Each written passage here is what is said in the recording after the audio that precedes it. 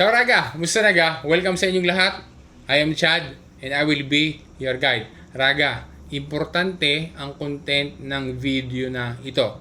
Kaya, unawaing mabuti, makinig na maigi, panoodin mo ang video hanggang dulo. Lalo na kung ikaw ay golf, badante o babysitter. Huwag mag-i-skip dahil baka hindi maging malinaw sa iyo ang information sa video na ito. Kailangan kasi na malinawan tayo sa bagay na ito na may kinalaman sa ating pagtatrabaho dito sa Italia. Ano ba talaga ang mangyayari sa TFR o liquidazione? Tama ba ang intindi ng iba na hindi na daw makukuha ang TFR o liquidazione at mapupunta iyan sa fondo pensione?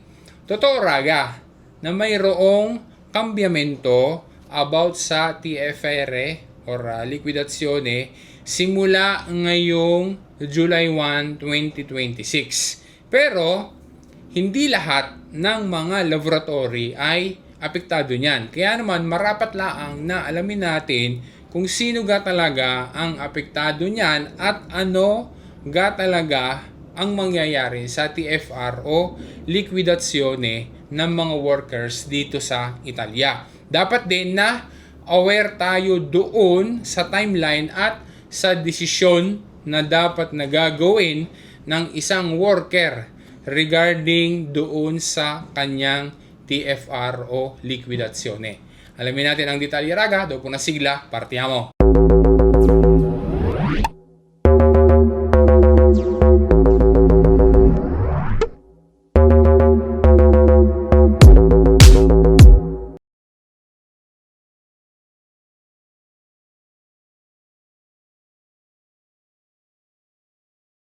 Simula ngayong darating na July 1, 2026 ay magkakaroon ng importanteng pagbabago patungkol sa TFR or Trattamento di Fine Rapporto o mas kilala sa tawag ng marami na liquidazione. Kung doon sa atin sa Pilipinas, ang counterpart niyan ay yung tinatawag na separation pay or severance pay. Kapag ang isang worker ay hindi nag-decide kung saan niya gusto mapunta ang kanyang TFR dahil sa kambyamento simula sa July 1, 2026, automatic na mapupunta sa fondo pensione ang TFR niya.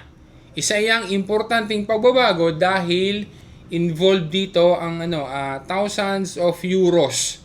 May mga factors na kailangang ikonsidera bago pumili kung ang TFR ba ay sa Hacienda para kapag ka umalis mo sa trabaho ay makukuha mo din agad or ang TFR ga ay sa fondo pensione mapapapunta. Dahil diyan ay mahalagang maging malinaw sa iyo ang bagay na iyan bago mag-decide at hindi hayaan na yung tinatawag nila na silencio ascenso na mekanismo ang magdi-decide para sa TFR mo.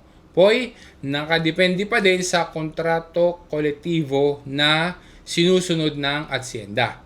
Ano nga ba ang magiging kambyamento ng TFR simula July 1, 2026? At bakit hindi lahat ng mga laboratory ay apektado ng pagbabago na iyan?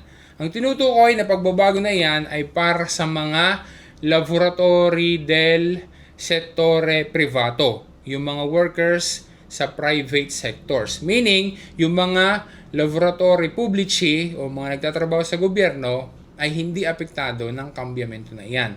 Kung laboratory ka naman sa settore privato pero mayroon ka ng existing na kontrato di lavoro, ibig sabihin, ikaw ay naasunto na prima pa ng date na July 1, 2026, hindi ka din apektado ng pagbabago na iyan. Kung nakapag-decide ka na dati pa at kung ano ang naging choice mo noon, kung saan mapupunta ang iyong TFR, ganun pa din iyon at walang magiging pagbabago. Kahit pa mayroong kambyamento simula sa July 1, 2026. Makinig na maigi ha para maging malinaw. Kung ang napili mo dati ay sa Hacienda para kapag ikaw ay umalis, makakuha mo din agad ang iyong TFR, yan kasi yung malimit na option na pinipili. So, ganun pa din ang mangyayari kapag naasunto ka prima. Okay? Prima pa ng date na July 1, 2026. Kundi, sino ang maapektuhan ng magiging kambyamento na tinutukoy natin, pinag-uusapan natin sa videong ito?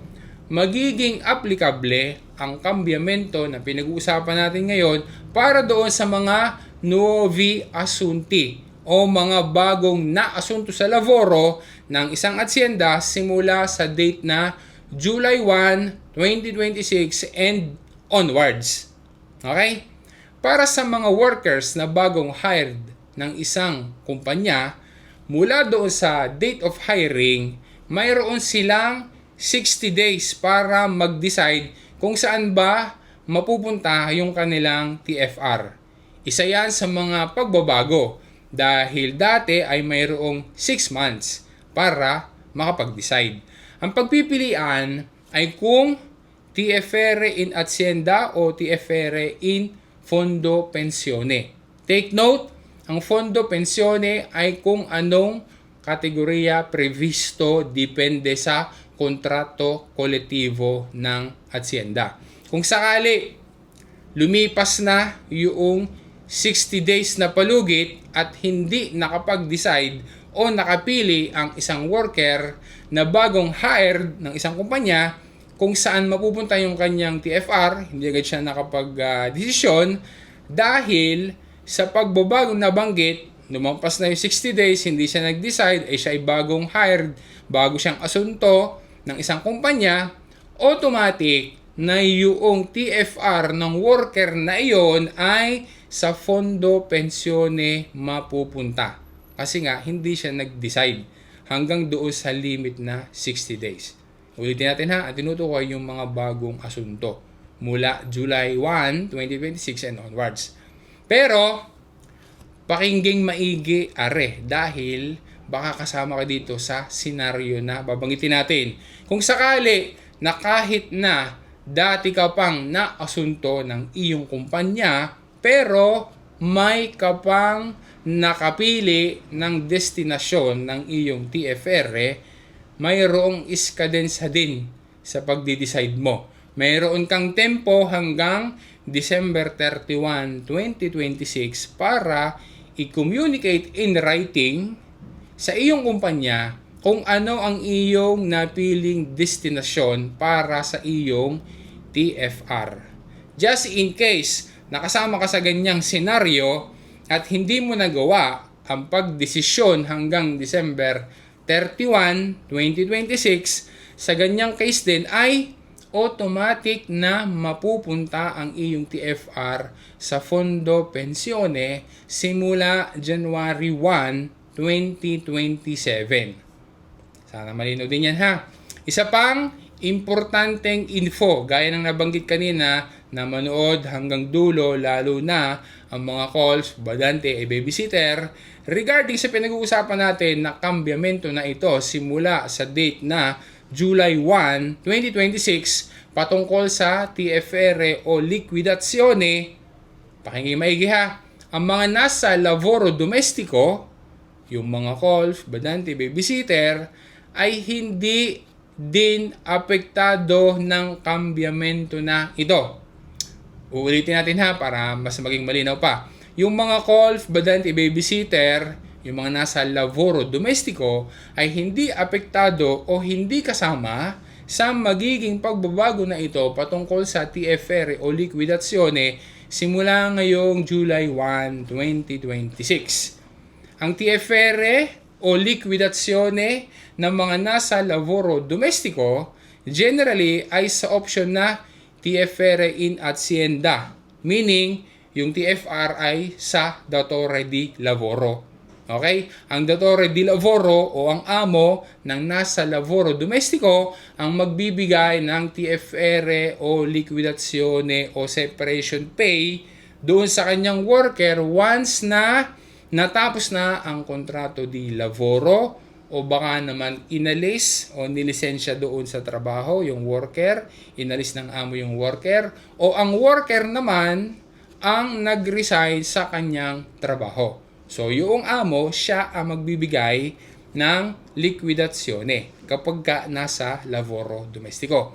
Although ang TFR ng lavoro domestico, yung mga custodian babysitter, ay pwede din sa fondo pensione. Pero madalang lang yan na ginagawa.